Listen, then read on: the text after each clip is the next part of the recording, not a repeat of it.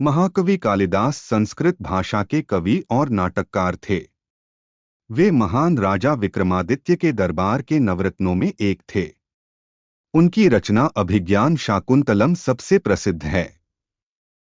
इसके अलावा उन्होंने विक्रमोर्वशीयम, मालविकाग्निमित्रम, महाकाव्य रघुवंशम और कुमारसंभवम, खंडकाव्य मेघदूतम और ऋतुसंहार नामक प्रसिद्ध संस्कृत ग्रंथों की रचना की है। कालिदास नाम का शाब्दिक अर्थ है काली का सेवक, परंतु वे शिव के परम भक्त थे। परंतु यह भी कहा जाता है कि पत्नी के धिक्कारने के बाद वे कहीं चले गए थे और ठान लिया था कि अब पंडित बनकर ही लौटेंगे। इस दौरान वे माता कालिका के भक्त बन गए थे। मां कालिका के आशीर्वाद से ही उन्होंने अद्भुत साहित्य की रचना की थी। कालिदास के बारे में कहा जाता है कि वे अपने प्रारंभिक जीवन में अनपढ़ और मूर्ख थे। 18 वर्ष की आयु तक वे कुछ भी नहीं जानते थे। लोगों ने देखा कि वे जिस पेड़ पर बैठे हैं उसी की डगाल काट रहे हैं। कथाओं और किंवदंतियों के अनुसार कालिदास शारीरिक रूप से बहुत सुंदर थे। कालिदास की शादी मालव राज्य की अत्यंत बुद्धिमान और रूपवती राजकुमारी विद्योत्तमा से हुई थी। राजकुमारी का यह प्रण था कि वह उसी युवक से विवाह करेगी जो उसे शास्त्रार्थ में हरा देगा। दूर दूर से आए विद्वान उससे हार गए तो उन विद्वानों के मन में ग्लानि उत्पन्न हो गई। इसका राजकुमारी से बदला लेने के लिए उन्होंने एक चाल चली और मूर्ख युवक की खोज प्रारंभ की। तब एक जंगल में उन्हें एक झाड़ की शाखा पर बैठा एक युवक नजर आया जो उसी शाखा को काट रहा था। विद्वानों ने उसे युवक, जो कि कालिदास था, उसे सीखा पढ़ाया और कहा कि तो मौन में ही उत्तर देना। उन्होंने उससे कहा, यदि तुम मौन रह सकोगे तो तुम्हारा विवाह एक सुंदर राजकुमारी से हो जाएगा।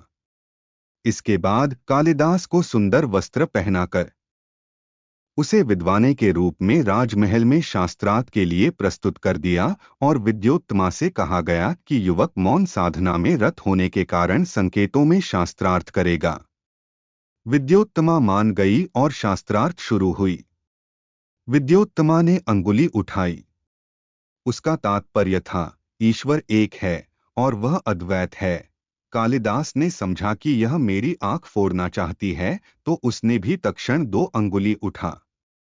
अर्थात तुम तो एक आंख फोड़ने की बात कर रही हो, मैं तुम्हारी दोनों आंखें फोड़ दूंगा। पंडितों ने कालिदास की ओर से राजकुमारी को समझाया कि ईश्वर एक है। आपने ठीक कहा, पर प्रकृति और विश्व के रूप में वही अन्य रूप धारण करता है। आथ पुरुष और प्रकृति, परमात्मा और आत्मा दो शाश्वत हैं। विद्योत्तमा इससे प्रभावित हुई और फिर विद्योत्तमा ने हथेली उठाई। 5 अंगुलियां ऊपर की ओर उठी थीं। उनका तात्पर्य था, आप जिस प्रकृति, जगत, जीव या माया के रूप में द्वैतवाद को स्थापित कर रहे हैं, उसकी रचना पंचतत्व से होती है। ये पंचतत्व हैं पृथ्वी, पानी, पवन, अग्नि और आकाश। ये सभी तत्व भिन्न और अलग हैं, इनसे सृष्टि कैसे हो सकती है? कालिदास की ने समझा कि यह राजकुमारी मुझे थप्पड़ मारना चाहती है। इसीलिए कालिदास ने थप्पड़ के जवाब में मुक्का दिया। विद्वानों ने राजकुमारी को बताया कि इनके कहने का तात्पर्य यह है कि जब तक पंचतत्व अलग अलग रहेंगे, सृष्टि नहीं होगी। पंचतत्व करतल की पंचांगुली है। सृष्टि तो मुष्टिवत है।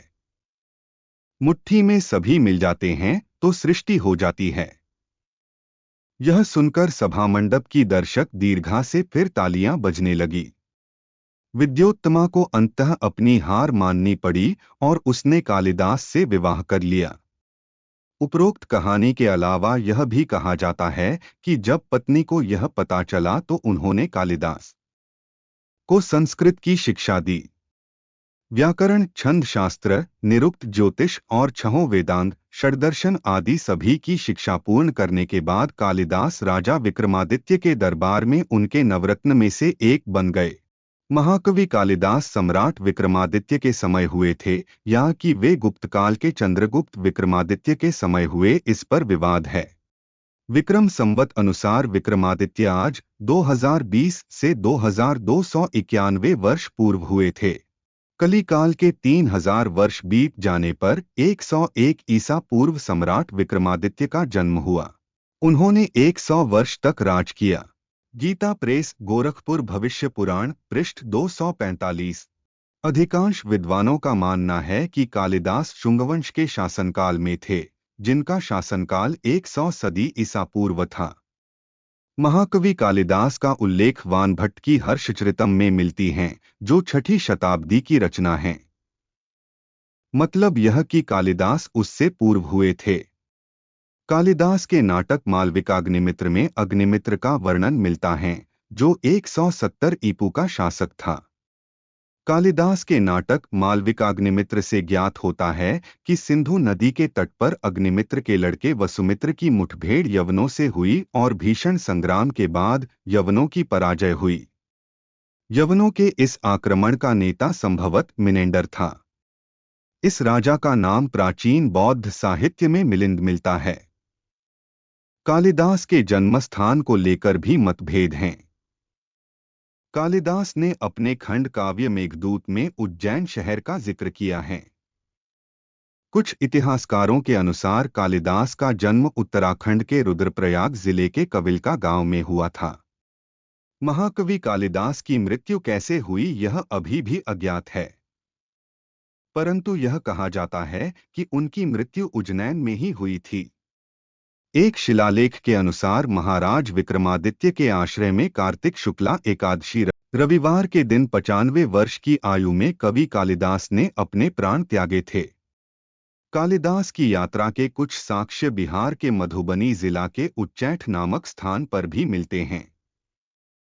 माना जाता है कि विद्योत्मा से शास्त्रार्थ के बाद कालिदास यहीं कहीं गुरुकुल में रुके। कालिदास को यहीं उच्चैठ भगवती से ज्ञान का वरदान मिला, जहां आज भी कालिदास का डी है। कुछ विद्वान कालिदास को बंगाल और उड़ीसा का भी मानते हैं, परंतु इसके कोई ठोस प्रमाण नहीं है। परंतु यह जरूर कहा जाता है कि वे ब्राह्मण वंश में जन्मे थे और अनाथ थे। उनका पालन पोषण एक ग्वाले ने किया था।